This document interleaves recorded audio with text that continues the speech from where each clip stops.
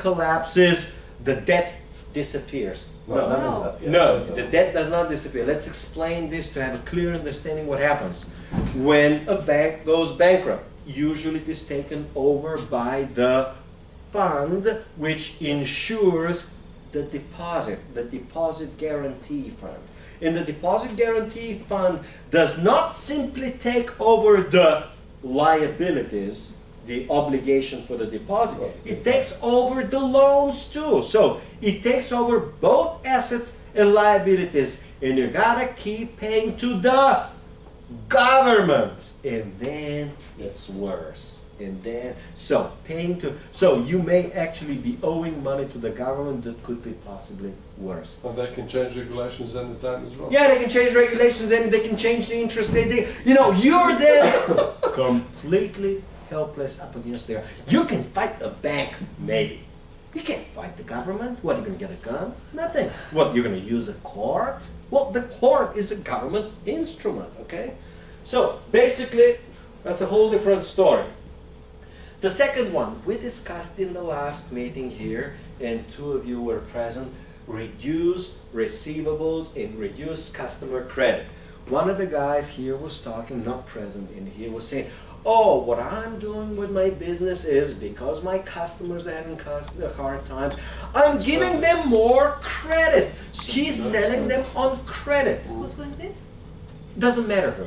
Doesn't matter. No, it's a local guy, a local businessman. It's just a businessman. Says, oh, I'm giving more credit. So this guy's in trouble, I give him more credit, okay? Well, we're talking about customer credit, sales credit. Well, this is what you should not be doing. You should not be giving credit to your customers because your customer goes bankrupt and the money's gone, evaporates. So one important strategy is to cut customers. And he said, but I'm going to lose customers. And I say, yeah, you better lose customers. Losing customers, losing a finger, because otherwise you're going to lose your hands. All right, so it's better to lose a customer early than to keep the customer more and more credit and then lose the whole credit. And the last piece is, for major corporations, contingency planning.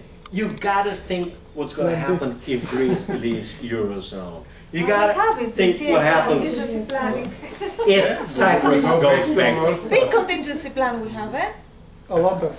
So, last one is very easy summary. The global crisis is not resolved. We are still in the early stages of the global financial crisis.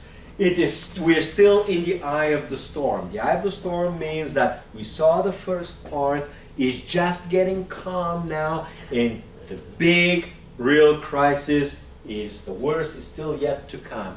And you're still going to be seeing massive bankruptcies. The question within those bankruptcies for you is your business going to go bankrupt or are you going to survive? That's the business that the question that you have for your business.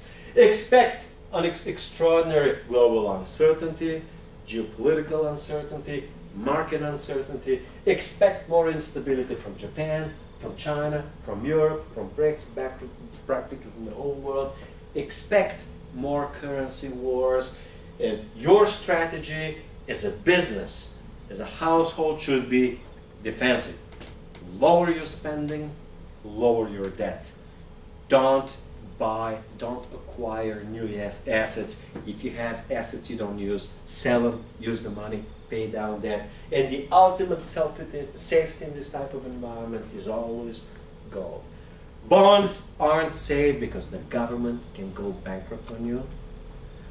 Currency is not safe because essentially the government is printing the money and devaluing the currency. Stock markets aren't safe because they are subject to risk to overall market risk and bankruptcy.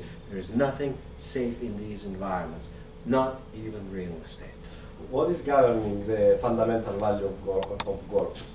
Fundamental value of gold is governed by basic supply and basic demand. That's so it's a consequential thing. It's a consequential. It's a consequence of the overall currency instability. Yeah. If the currency is perfectly stable and reliable, you don't need to buy gold and you don't need to hold it because you can hold the currency and get interest on that currency.